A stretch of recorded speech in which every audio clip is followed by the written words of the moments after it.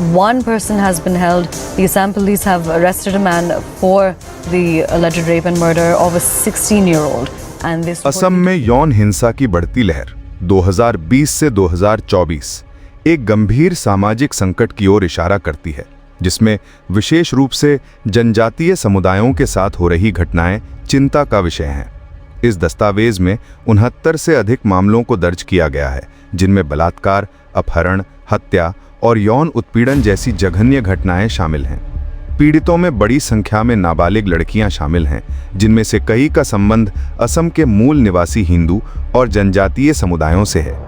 इन घटनाओं की भयावहता केवल उनके आंकड़ों में नहीं, बल्कि उनके सामाजिक, सांस्कृतिक और मनोवैज्ञानिक प्रभावों में भी निहित है।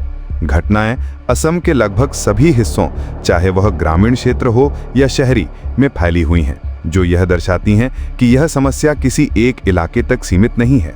अपराधी कई बार धार्मिक नेताओं, शिक्षकों और सामाजिक रूप से प्रभावशाली व्यक्तियों में से होते हैं, जिससे जनमानस में सुरक्षा की भावना को गहरा आघात पहुंचा है। इस रिपोर्ट में मीडिया स्रोतों, समाचार लेखों, नागरिक आंदोलनों और विरोध प्रदर्शनों के माध्यम से जन संवेदना और सरकारी प्रतिक्रियाओं का विश्लेषण भी प्रस्तुत किया गया है।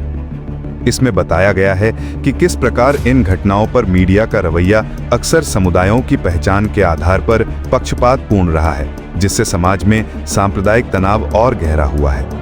कई रिपोर्ट्स में यह भी उल्लेख मिलता है कि अधिकांश मीडिया संस्थान अपराधियों के नाम और पहचान को उजागर करने में हिचकिचाते हैं, जो पारदर्शिता के अभाव की ओर इशारा करता है।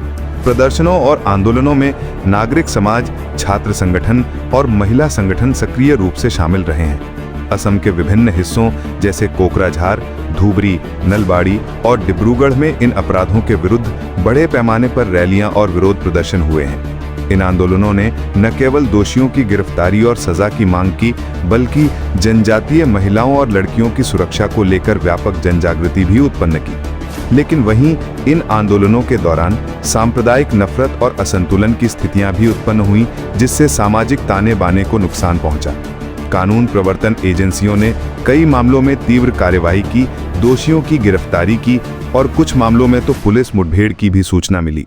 फिर भी न्यायिक प्रक्रिया में देरी, कई अपराधियों का फरार होना और पुनरावृत्ति की घटनाएं यह दर्शाती हैं कि प्रशासनिक व्यवस्था अब भी इन समस्याओं से पूर्णतः निपटने में असमर्थ है।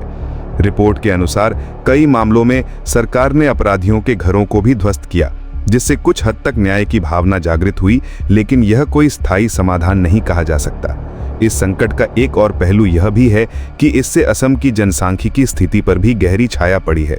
मुख्यमंत्री हिमंत बिस्व शर्मा सहित कई नेताओं ने बार बार जनसंख्या असंतुलन और मियां मुस्लिम समुदाय की भूमिका पर चिंता व्यक्त की है। यह स्थिति केवल अपराध और सजा तक सीमित नहीं है, बल्कि सामाजिक पहचान, सांस्कृतिक अस्मिता और जनजातीय समुदायों की सुरक्षा से जुड़ी हुई है। रिपोर्ट में अंततः यह बात उभर कर सामने आती है कि यौन हिंसा की यह श्रृंखला केवल अपराध नहीं है, बल्कि यह असम की मूलवासी संस्कृति और जनजातीय समुदायों पर हो रहे सांस्कृतिक, सामाजिक और शारीरिक हमलों की संगठित प्रक्रिया का हिस्सा भी प्रतीत होती है।